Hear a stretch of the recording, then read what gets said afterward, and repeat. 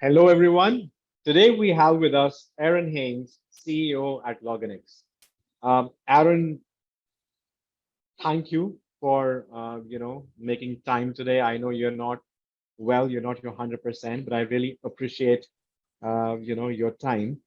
Before you introduce yourself, I would like to introduce Aaron myself as well. Aaron comes with a tremendous SEO experience. He's not only an SEO but also a contributor at some really popular online publications, and link building is their main skill set, but he has been responsible for the tremendous growth Loganix has had over the past 2, 3 years. So I'm really excited to have you today, and looking forward to getting out some nuggets out of you through the interview, which can help our audience. Welcome to the show, man. Thank you very much. Happy to be here. Well, Adam, before we start, a little bit about yourself, like personally, and a little bit about Loganix and like Loganix 2.0. A lot of our viewers don't know that Loganix actually is like almost a decade old brand, but a lot of us just know about Loganix 2.0 from the last 2, 3 years. A little bit about Loganix history and yourself as well. Sure. Well, we could probably talk the whole time about my history, so I'll abbreviate that a bit. So I've been in digital marketing for about 12 years. Definitely started out in SEO, and that came from a need and a desire to figure out how I could make money and basically live online. So like a lot of other SEOs and digital marketers, I'm self-taught and just basically initiative, research, practice, repeat, growth. Now, I did come from a bit of a business background, so I had a decent amount of experience networking, kind of business dialogue, infrastructure managing, things like that, which kind of plays into the story later on. But long story short, I sort of pushed myself into be my own agency up through about 2019, 2018, and each year just growing more team members, outsource, adding services. Core services were really around SEO and link building, which is somewhere I kind of met my partner, and we went into the Loganix 2.0. But yeah, so digital marketing, SEO, which basically led me to Loganix. So as far as Loganix goes, the original version, which I think I was saying to you earlier, is basically a focus on local and organic SEO, organic search. Really was trying to fill a niche at the time that was not filled around Google My Business, citations, local SEO. And so that would be from 2010, 2012, 2014. If you actually go back and probably look in archive.org or just poke around some of the forums, you can actually see Adam Steele, my partner, offering different services and citation building. And like a lot of those forum services, they had funny names, but very successful. He focused on a lot of high quality work. And through that time, I think there was different offerings that he had. Adam could speak to it better than I could. But around 2015, 2016, Adam and I had known each other to an extent, and we started partnering unofficially, where I basically provided more traditional link building, guest posting, that type of thing. And he started to be the front end, the marketplace for those things. So in a sense, we were partners, but I was almost the vendor for link building for Loganix. That's still Loganix 1.0. Well, kicking around for 2-3 years, we got more and more successful. That revenue basically doubled every year. Tried out different versions of it, and we built the relationship. And we kind of talked about we should partner legally, officially at some point. And that point came in 2019, which is where we actually went from being Loganix 1.0 Canadian company to Loganix 2.0, i.e. current Loganix. And in fact, actually Loganix.net to now Loganix.com, which is a US C Corp. Right. Well, has been an amazing journey, and even your journey as well. You have been a marketer, contributor to some really good publications, an amazing first, professional journey. But who was Aaron as a child while growing up? Well, uh, I'd have to say that a lot of my sort of to tie it into work and actually to bring that back into Loganix to an extent, a lot of my maybe not uniqueness, but characteristics that have gone from childhood through life and actually carry on now are both curiosity and confidence. Now, as a child and as an adult, you may have confidence that's unwarranted and you don't have the experience to back it up. But I'll say that a lot of times that confidence can also be initiative, Yeah, and it allow you to actually try things that you wouldn't otherwise, or maybe that some other people wouldn't otherwise. So I'd say there was always a sense of confidence and curiosity that led me to both in experiences, whether it was in family, school, sort of out recreationally, whatever it might be. Yeah, hey, I'll go take that risk. I'll jump off that rock into that river, not knowing what's underneath the surface, that sort of thing. Now, like I said, maybe I would hit a rock. I didn't, but you don't always know. And so through time from childhood, older and older, and then becoming an adult and into business, I think that there's a refined piece of curiosity turning more into almost opportunity. What are the different aspects? How can I grow as an individual and as a business? And then the confidence actually becoming more seasoned and to an extent turning into wisdom. Now I can give you maybe more highly personal anecdotes, but I think that's a good description. no, I mean, thank you for that. Thank you for explaining it so well. Um, Now, like right now, you work with agencies as well as in-house teams. What is the difference, between like working with both? I'm sure it must be like a completely different experience altogether. Yeah. So just to set up a base real quick, I'll say that Loganix, when you come to the site or you have the experience with us, we can kind of divide ourselves into two. And there is a bit of a 60-40 split in terms of revenue and work effort, but let's, for the sake of simplicity, there's two buckets. One is we are in a sense, an online marketplace. There's a dashboard, you can create an account, you go in there, you can order all different types of productized services, like you said, link building, other things like that. That's a do-it-yourself model. The other bucket, the other side, is more of a managed model where it's still the same services and products, but we bring in our subject matter expertise. So you get a Right. strategist and an account manager and that sort of thing. There are in-house teams and agencies, I'll say, in both buckets that we work with. So from the do-it-yourself side, it's a little bit harder to say because they're self-serve, they're doing it themselves. But I think one of the big differences is that, and this is maybe common to both sides, is that the in-house teams tend to focus on one solution, and usually it's something that they're unable to do, which Right. might be like link building or something. Whereas the agencies generally have multiple clients, obviously, because they're not an in-house team, they're not one indivisible business. And they want various things. In fact, some of them may want, hey, just handle my client, basically. So I think in some ways, agency is slightly more synonymous with white label and more of a comprehensive white label, whereas in-house team is, they're kind of looking to add us for one solution that they actually need. Right. Right.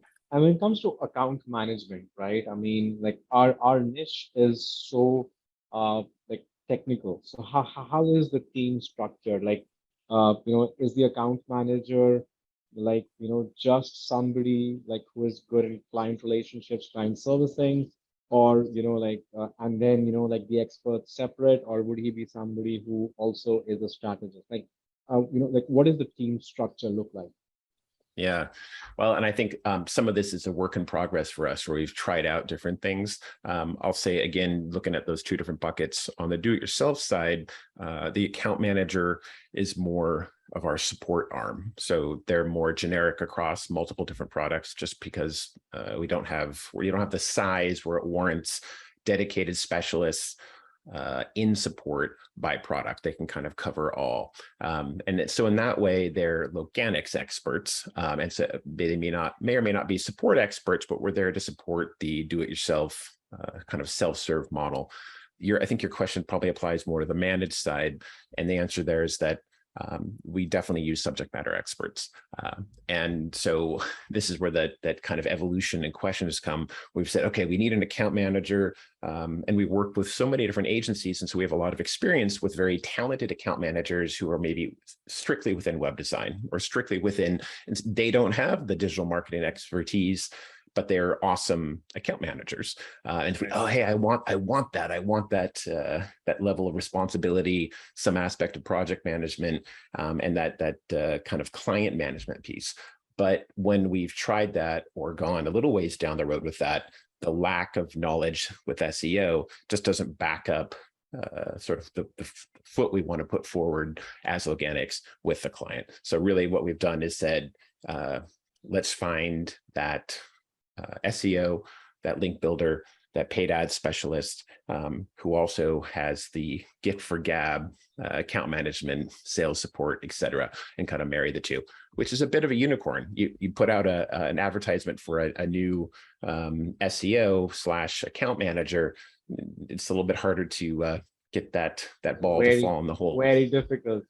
Yeah. I mean, I have this problem every day because this was one thing that I had changed, in our process where, like the account manager has to be knowledgeable enough to handle those client, like questions right there, at least 9 out of 10. I mean, Yep. we don't expect them to be like proper SEO geniuses, but at least, be able to handle those 9 out of 10 questions. And we just don't have people like those there, right? I mean, you either have like amazing SEO experts with zero client management skills, or you have these amazing client servicing guys with zero marketing knowledge. So I can totally understand that.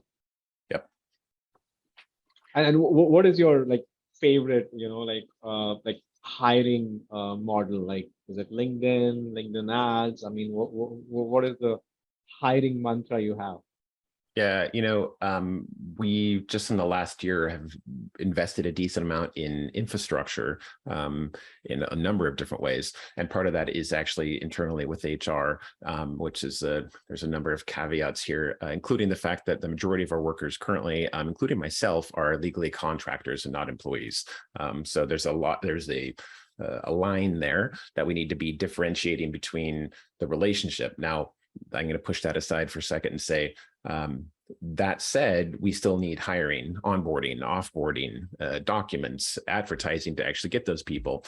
And so we've built a lot of the structure to support that internally, regardless of being contractor or employee. We will dabble in little bits, and you can get quite a influx. Obviously, if you put out ads on LinkedIn, you can get hundreds of applicants in a short period of time, and then spend maybe not hundreds of hours, but hundreds of minutes trying to go through them and maybe discovering that they aren't necessarily the best fit. We've had a lot of our success with our peers and through different groups of basically experts and putting out the word and getting to a point where we can get a pretty tight pool of experienced, seasoned, and to an extent, outgoing subject matter experts. So really it's been through networking and kind of peer advertising. I understand. Well, your revenue has almost doubled in 3 years. You are scaling up, and like congratulations for that. What is the plan from here? Like, what is the next step? Yeah, well, thank you. Yeah, doubled year over year. We've pretty consistently had 60 to 70% growth, which we've been pretty pleased and in some ways surprised, in some ways, kind of shooting for the stars. We'd love to be further, but we're definitely happy with where we are. Well, we've done a lot. There's lots of pieces. I mentioned the infrastructure part that we've been working and investing a lot in. I think that a lot of our infrastructure piece is kind of outpacing our growth. That is to say, I think that the infrastructure is going to pay dividends when our growth continues to double or maybe increase by 60 or 70% per year. And so it's kind of like solidifying what we've built and doubling down on the quality, the infrastructure, et cetera, so that we can handle that growth and not be thwarted as it comes along. In a more exciting answer, or interesting, I should say, I think the next step for Loganix and what we're investing in now is actually more education and content. We think that there's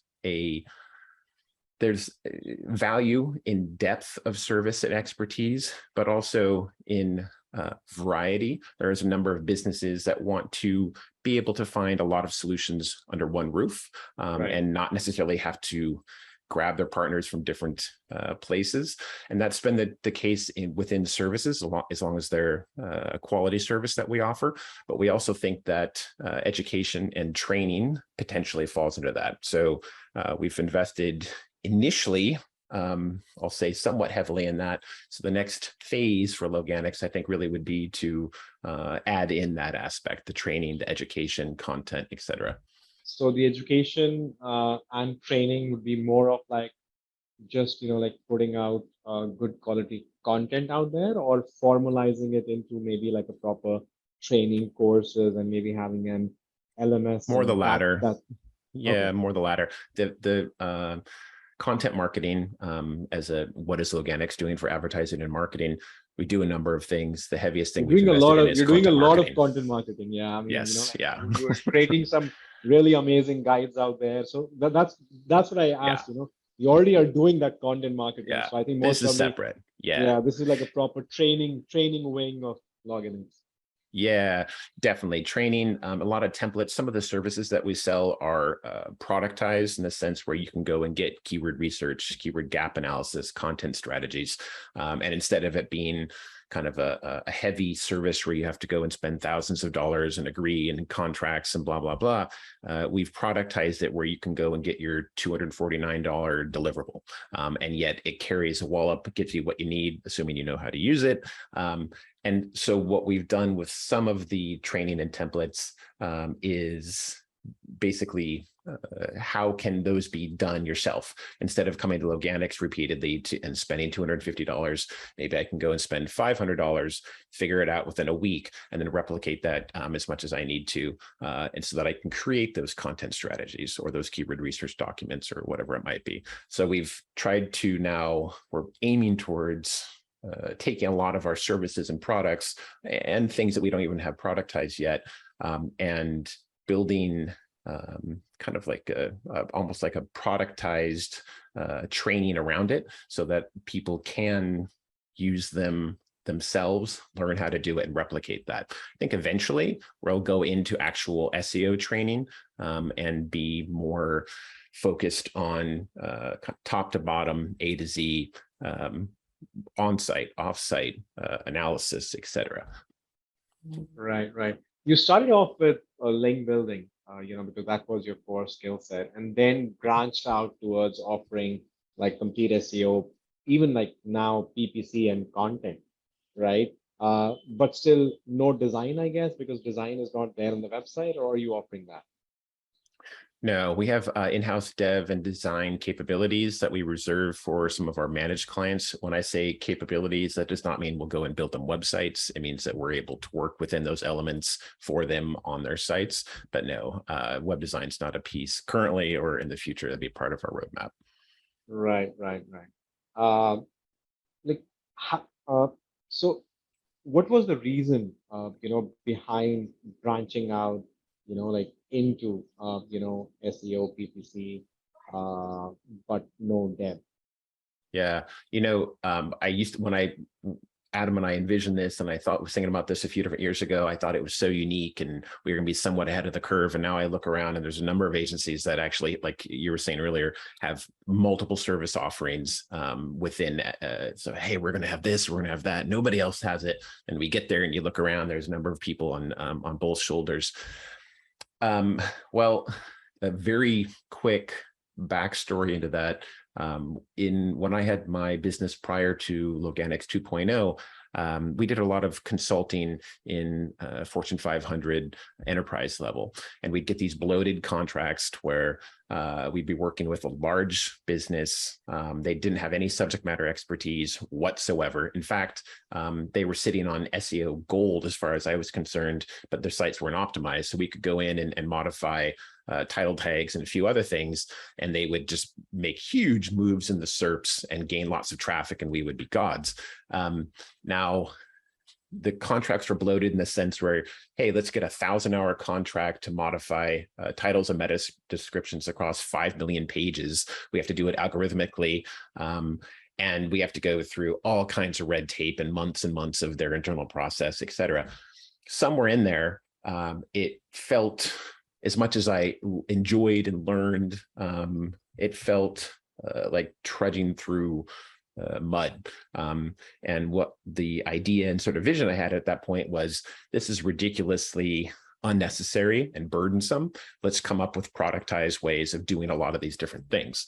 And so even though we focused on link building with Loganix 2016 to 2019 or so, there was always that idea back there of, let's cut to the chase, be able to offer products and services that are real, that will actually carry an impact, but you don't have to get the whole deal. You can just grab the piece you want and leave the other parts that you don't. So it was sort of born from that idea to be able to provide productized, not speaking of pay-per-click, to self-serve or in a managed capacity, give as little or as much as the client needed.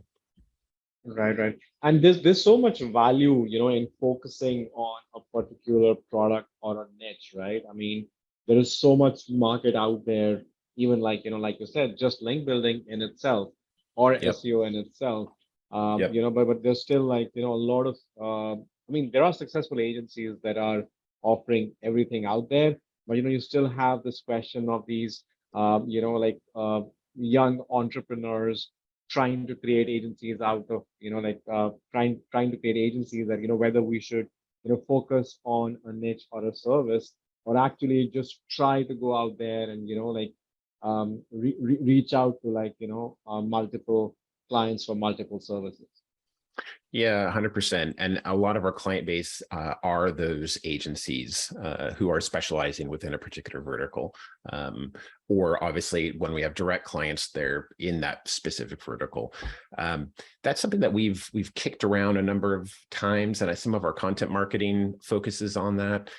We have so much experience across a lot of different verticals that I would say that that has benefited us when we go head to head with another agency who is specifically around a certain agency or vertical.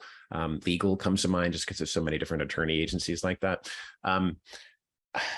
Yeah, I think it's really difficult. Loganix is somewhat unique in that we're trying to be and our focus is on serving agencies and in-house teams. And so really we're working with, we want to be that white label kind of mid to top shelf provider, services you can count on, as opposed to serving everyone. Ironically, though, because we're working with SEO and other parts of digital marketing, there's a number of pieces within that. So our specialization really is within that client demographic, and I think that area, but you're right, it's a complete challenge. I think it is kind of a personal decision. It's easier to start small, maybe, and then potentially branch out. That's one thing I would say, as opposed to just busting it out and trying to target everybody at once. One last piece on that, I'd also say that my partner tempers me, because I'm the one with the brain and the ideas, where I envision a giant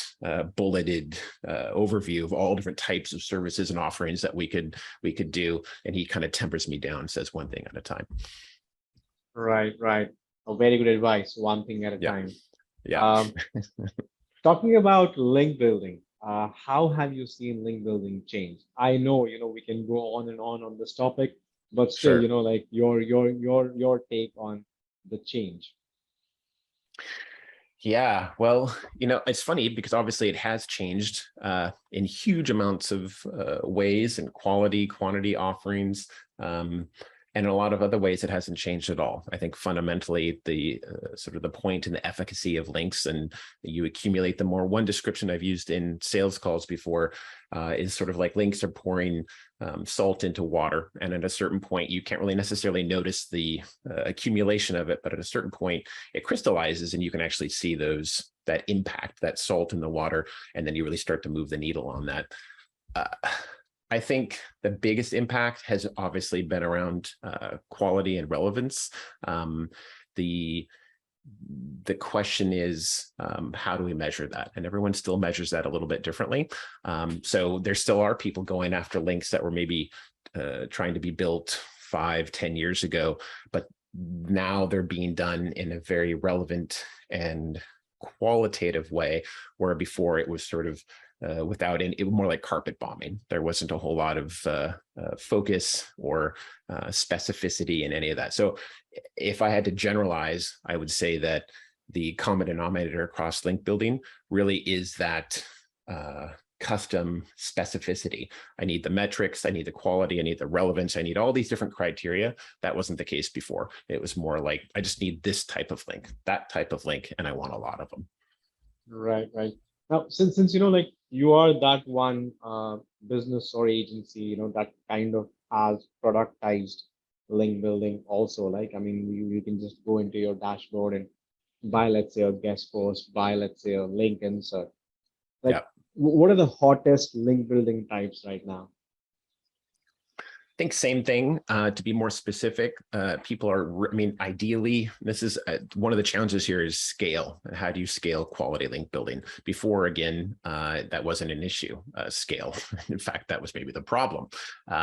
Now scaling, because the needle is moved on what we're actually looking for, scaling at quality is the challenge. And that's really what we're trying to do. If I had to really narrow down sort of the, maybe not, I'm not sure if there is one static perfect link, but what people consistently want are that quality and quantity piece. The quantity piece would be metric wise. The quality piece would probably be more relevance and depth of quality in the content. So in the guest post or whatever it might be. So to answer your question, if I can get a link on a high metric site that's relevant to my topic, that's long form content, and where the metrics are positive or going to be positive on that specific page, I think that's really what we're after. And the closer you get to that perfect link, the harder it is not only to get, but like I said earlier, to scale. We can potentially scale the metric sites. So let's go after DR 70 plus sites. And then we can scale the long form content. We can create lots of that and those two things. And we can even scale the ability to successfully get those on other sites for the most part. But to be able to get that where we know each post is basically going to be a home run, i.e. the content, the organic traffic for that individual page is going to be great. No one knows, at least with a fresh guest post. Right, right. Talking about metrics, like DA versus DR, like what are your thoughts on it? Well, 5, 6, 7 years ago, before there really was DR and everything was Moz and DA, and then DR came, and I think for at least for a while, pushed, at least for a lot of serious SEOs, pushed DA out of the way. I know DA has made some strides back. I'll say that DA, and that's probably still my bias. I run a company now. I'm not on the front lines of SEO, so I probably can't speak to it the same way. So I'll put my foot in my mouth. I don't have any problem doing that. I'll still say that it's usually clients or less experienced SEOs who are going to use DA. And it's maybe boots on the ground, frontline, especially with link metrics, SEOs who are going to use DR. And that's probably just an Ahrefs thing for the most part. They're using the tool, they understand the tool. That's the metric they're going to go with. I'm going to stop short of saying it's a more accurate metric because again, like I said, I'm not frontlines personally, but I think, kind of clients versus seasoned SEOs. That would be my I answer. got my answer, and like I completely agree with you. Yeah. What about reciprocal links? Like, do they still work? Yeah. What's interesting about that is that's one of those, again, the sort of the evolution of SEO and link building, where something that used to work and be done years ago is still around. It's just in a different form. So I think exchange, where you say, hey, I'll do this if you do that, which is kind of what you're talking about. Not only is it against guidelines, but it's frowned upon and less done. Now, there may be a client or, again, a less experienced SEO who would go after that tactic, but for the most part, it's not going to be something that one of our link building strategists uses in that capacity. There are exceptions, but I think the more modern version of that is more like a pool of exchanges, where you have almost like not a black book, but an index of opportunities that are available at any given time that you haven't necessarily executed on. And what I mean by that, and this is partly some of the way that we will do link building, is we'll look at an outreach to a number of different sites and publishers. And it may not be that we either have a post or a client or something that we want to fit into that potential publisher and what they're looking for, or they may not want what we have, but we've built that relationship and I don't want to just move on and kick it. So we'll add it to, in a sense, an index or a list of opportunities, noting what they're looking for, niche, the specific metrics, et cetera. Now, as you build that list or index, you have a myriad, you have, I don't know, dozens, hundreds of different opportunities that you haven't pulled the trigger on.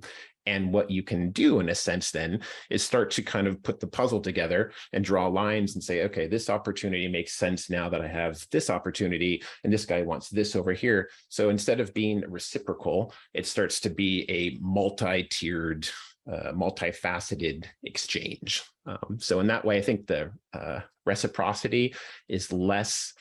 It's not a duality piece. It's a multi-relationship. I understand. What are your thoughts on a foot in the door offer for SEO? Like, any favorites you have, or? Well, I'd say that for us, we have a process of analysis and strategy where we want to, from a managed capacity, we don't want to jump to step 3 necessarily in our overall process. So we have sort of a standardized process whereby we'll do a discovery and an audit and understand where a client is at in order to best serve them, because we're on the hook for the results they're going to get.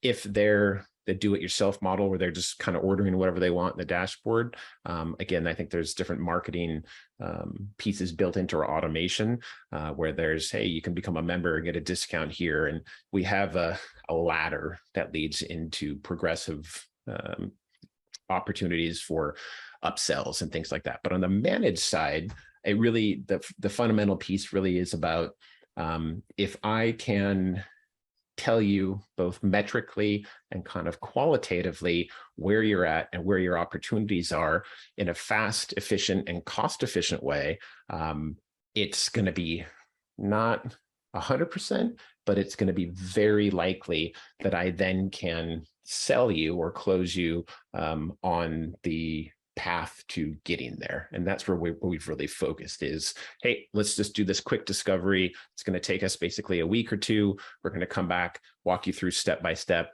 It's going to be a data overload, but at the same time, not too much. We're going to cover all the pieces we need to. I'm going to leave all the other pieces aside for now. And then we're going to tell you where you're at and where you need to go and how to get there. So we've used that model, and so far it's been very successful. Right. And personally, like, what is your life goal? It doesn't have to be time bound, doesn't have to be professional, like, something that you want to achieve in life.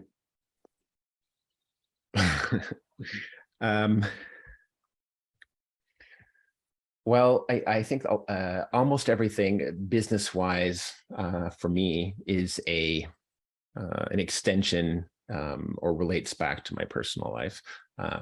And I don't want to separate the two. I want to be excited and find challenge in all aspects of who I am and what I do. And that's the case in this current job and business that we own. So I wouldn't say that it's so much for me about I have specific business goals or even necessarily specific personal goals. There's a lot of things I enjoy doing, but they're what I'm currently doing, and they're in that particular phase. So if I had to step back and give an answer and say, what are the goals? What do I want to be doing? Well, it's in a sense, I want to be having new challenges and new experiences. I think a lot of the fundamental success that I've experienced has come from learning through experience. And so what I'm actually after are new experiences, whether that's in a kind of a fixed role or business, personally, family, physically, any of those things. The more experience I can have, whether it's in a completely different role, business-wise, or another part of the world, I want to be both humbled, but also excel. And I think that it's not so much that I want to achieve anything, it's that I want to not set limits in my mind over who I am and what I need to do. I think the experience really is where it's at for me. Right, right. Aaron, in the end, I like playing a quick rapid fire round of 4 or 5 questions. Sure. Ready? You bet. What's your go-to pastime? My go-to pastime? Yeah. I guess it depends on what pastime is, but exercise. What is one of your nicknames, if you do have? I'm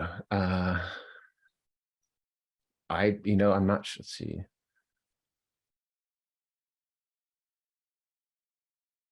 Well, my niece and nephews called me Onk or Bronk, Onk or Bronk. Don't know why. If a movie was made on your life, what genre would it be?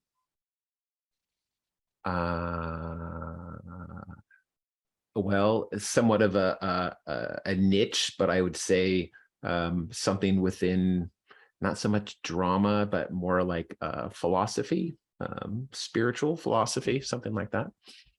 Favorite superhero? Man, I collected comics when I was a kid, and so before all the Marvel movies and all that other kind of stuff, so I knew him pretty well. And you kind of, you wanted to be this, you wanted to have that. I don't know. I always liked being telekinetic. I thought that would be cool. So I think there's a number. I think maybe Rogue or maybe Captain Marvel, I want to say. Yeah. Last one. How do you usually answer your telephone? Depends who it is. And in fact, I usually don't. Only time I'll really ever answer my phone is if I know the person, and obviously then if I want to speak to them at that time. And in that case, because I know who it is, I'll usually say hi name. So if it's my mom, hi mom. Other than that, I don't answer my phone. In fact, on my message, it actually says, text me. I'm not going to answer my phone. Okay. Well, Aaron, it has been fun talking to you. I wish we had more time. Has been fun. Thank you. Thank you for a wonderful chat. I enjoyed it. And I wish you and Loganix best of luck. Thank you. Appreciate the opportunity. Good chatting.